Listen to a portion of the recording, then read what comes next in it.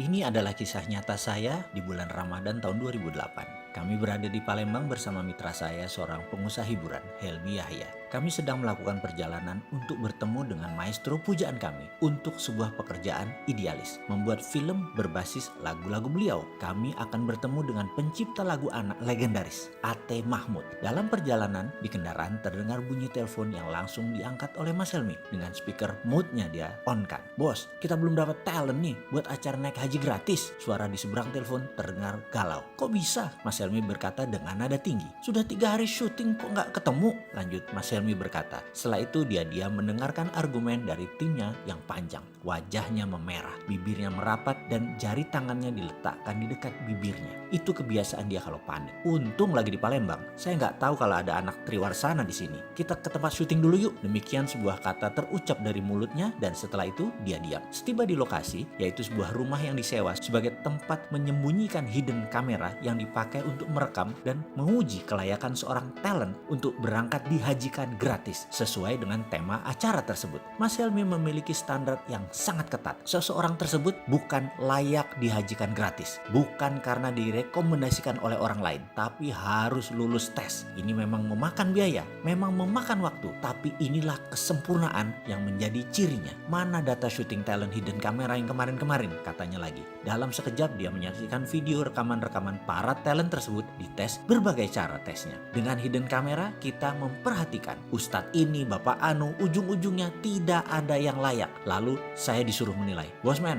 kamu lihat tuh yang dites pas sebelum Jumatan, 2 Ustadz. Mas Helmi keluar dengan muka merah. Saya turuti perintahnya dan menyaksikan. Biasa kami menggunakan penguji si Rini, spesialis pengujian. Cantik, dewasa, anggun, lengkap dengan jilbab dan aura kerendahan hatinya. Dia melakukan aksi ujiannya di depan Ustadz yang dimaksud. Dia datang jam 11.30 lalu berkata, saya ada masalah dengan perkawinan, saya ada masalah dengan suami saya, dan seterusnya. Dia bercerita sangat meyakinkan. Sang Ustadz talent tadi yang sedang diuji mulai berdalih, mulai mewejang dan menyaksikan adegan tersebut. Maka saya tahu sekali mimik wajah dan gerak mata seseorang yang dalam tanda petik berminat. Darah saya langsung naik. Kok begini sih ini Ustadz? Ini orang terpandang di daerahnya yang direkomendasikan banyak orang. Menggeser duduknya dekat-dekat si Rini. Hidden kamera menangkap seluruh adegan dengan jelas. Dan yang mengherankan, dia abaikan sholat Jumat.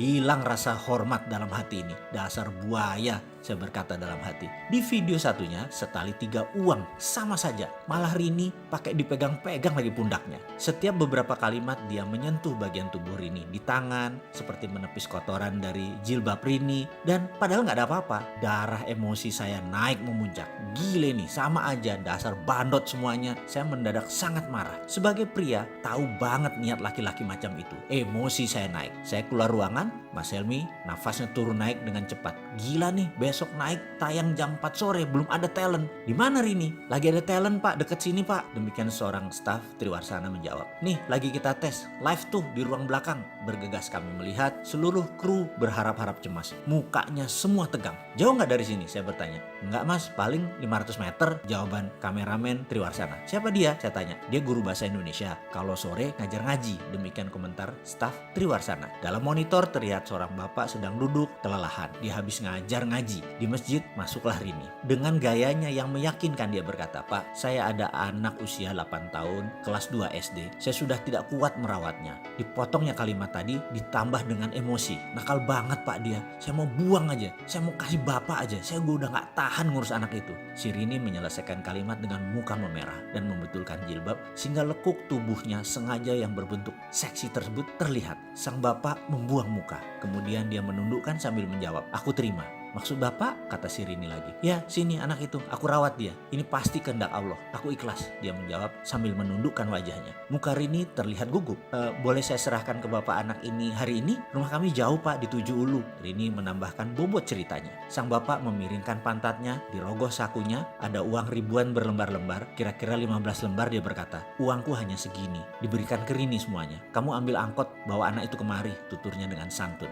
Setiap adegan ini kami menyaksikan dengan tegang. Bahkan penduduk sekitar mulai menggerombol di tempat kami. Sesak udara ruang monitor tersebut. "Ayo kita ke sana, full kamera," kata Mas Helmi memecahkan ketegangan. Bergegas kami berangkat. Penduduk sekitar mengikuti gerak kru sebanyak 15 orang. 3 kamera, 2 sound boom sangat menarik perhatian warga kampung sekitar. Setibanya kami di lokasi, kamera langsung keluar dari segala penjuru. Sang bapak terkejut, wajahnya bingung. Kemudian Mas Helmi Yahya muncul dengan mengatakan, "Alhamdulillah, bapak dapat hadiah naik haji gratis." Sang bapak terkejut bukan main. Wajahnya bergetar, giginya bergemerutuk, tak bisa berkata-kata, bersujud di sajadah berkali-kali. Dan selang beberapa menit hadir penduduk sekitaran, kira-kira 500-an warga kampung sekitaran, dan tanpa komando mengumandangkan kata-kata, "Labaik Allahumma labaik." 500-an orang lebih meneriakkan kata-kata tersebut berulang-ulang. Bergetar kami semua. Air mata saya turun tanpa sebab. Saya bertanya pada seorang ibu yang berdiri sambil menangis. "Siapa dia, Bu?" tanya saya. "Oh, dia Pak Rahmat. Dia guru bahasa Indonesia di SD sini. Setiap bulan dia memberikan setengah dari gajinya untuk membayar anak-anak dengan permen, dengan apapun supaya mereka mau mengaji," jawab sang ibu sambil menggendong anaknya yang sudah agak besar. "Setengah?" saya terperanjat. "Iya," lanjut ibu tadi. "Dan itu dia sudah lakukan 25 tahun kira-kira. Saya adalah muridnya pertama-tama. Karena sangat miskin kami tak sanggup belajar. Tapi dia membimbing kami. Sekarang pun anakku belajar ngaji sama Pak Rahmat. Dan masih diberi bonus hadiah supaya rajin mengaji." Saya tersentak. Saya menyaksikan seorang bapak. Ia lagi dipakaikan kain ihram. Dikumandangkan talbiyah, "Labaik Allahumma labaik," oleh separuh kampung, warga kampung yang ternyata mencintai dia. Diarak beramai-ramai dari masjid ke rumahnya, tepat di kediamannya yang hanya berjarak 200 meter dari masjid, untuk dipamitkan dan untuk memohon izin kepada sang istri. Setiba di rumah yang masih beralas tanah, sepasang suami istri renta berpelukan. Saya masih mendengar sang bapak berkata, "Allah mengabulkan doa kita, Bu. Aku berhaji. Aku yang miskin ini berhaji." Suaranya lirih. "Mohon izin ya, Bu." Tersungkur di tanah saya seketika mendengar kata-kata tersebut. "Terima kasih ya Allah, terima kasih. Masih ada orang seperti Pak Rahmat. Engkau sisakan untuk kami belajar." Tak henti-henti saya bersyukur. Berangkat berhaji ke Baitullah tidak lagi persoalan pekerjaan dan jabatan ataupun uang. Berangkat haji adalah tentang kejernihan hati. Siapa yang pantas, maka Allah Subhanahu wa Ta'ala akan mengundang orang itu lewat jalan yang tidak pernah kita bayangkan.